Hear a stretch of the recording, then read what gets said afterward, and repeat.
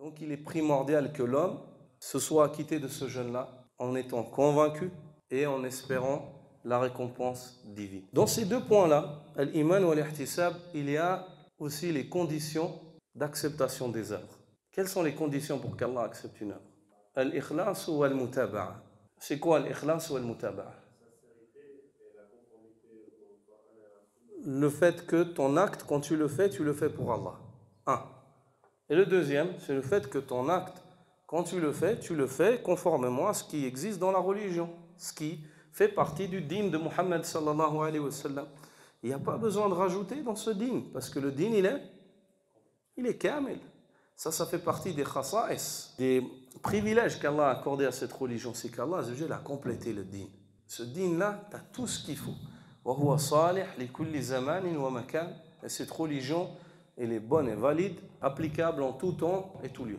Donc, ces deux points-là, Allah Azzawajal, il n'accepte pas une œuvre qui n'est pas faite pour lui.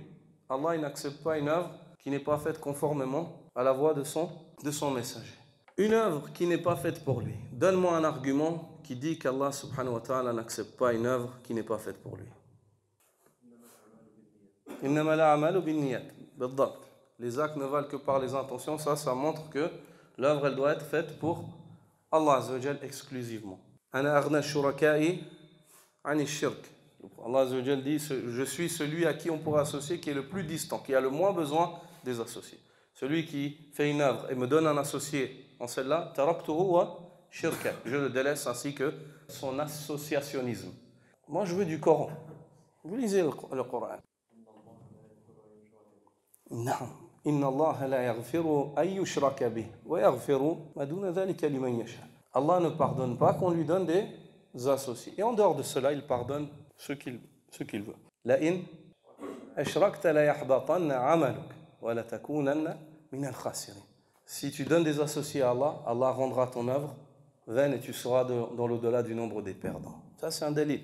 Ou bien, وَقَدِمْنَا إِلَى مَا عَمِلُوا مِنْ عَمَلٍ فَجَعَلْنَاهُ هَبَاءً مَنْثُورًا. Et nous avons amené les œuvres qu'ils ont présentées et nous les avons rendues en poussière éparpillée. Elle n'a aucun poids le jour de la résurrection. C'est-à-dire, Allah ne prend pas en compte cette adoration.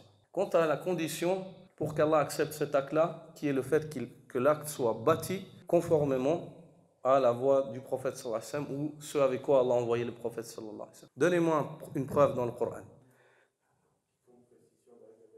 نعم ومن يشاقق الرسول من بعد ما تبين له الهدى ويتبع غير سبيل المؤمنين أي الأولين من المهاجرين والأنصار نوله ما تولى ونصله جهنم وساءت مصيرا. Quiconque fait scission à la voix du messager d'Allah. من بعد ما تبين له الهدى, après que la guidée lui soit devenue claire. ويتبع غير سبيل المؤمنين, et suit une autre voie que celle des croyants, les muhajirin et les ansar, les compagnons du prophète sallallahu alayhi wa sallam, qui sont les ambassadeurs du messager d'Allah. Nuwallihi ma tawalla, nous le laisserons sur ceux qu'il a choisi d'être. Wa nuslihi jahannam wa sa'at masira, et nous le conduirons en enfer, et quelle mauvaise destination. Et dans la sunna du prophète sallallahu alayhi wa sallam, il y a des arguments évidents quant au fait qu'Allah azza wa jalla n'accepte pas une œuvre qui n'est pas conforme à ceux avec quoi il a été envoyé. Qui peut nous mentionner? Non. Le hadith de la mère des croyants Aïcha. Man ahdatha fi amrina hadha ma laysa minhu fahuwa radd. Celui qui innove dans notre affaire que voici, qui rajoute une chose qui ne fait pas partie d'elle, ceci lui sera rejeté. Autre chose, une chose que vous entendez chaque vendredi, lorsque l'imam monte sur la chaire. Non. كل محدثة بدعة. الإحداث هو أن تحدث شيء لم يكن.